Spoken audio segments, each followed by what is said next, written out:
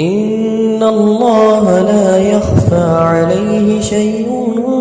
في الأرض ولا في السماء هو الذي يصوركم في الأرحام كيف يشاء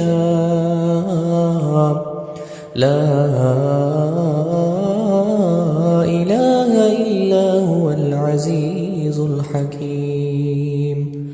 هو الذي أنزل عليك الكتاب منه آيات محكمات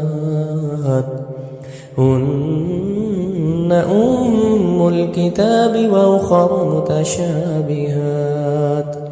فأما الذين في قلوبهم زيغ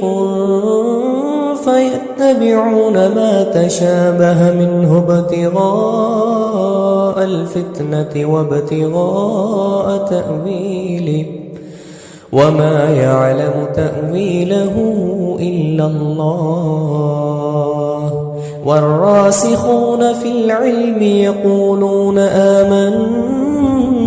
به كل من عند ربنا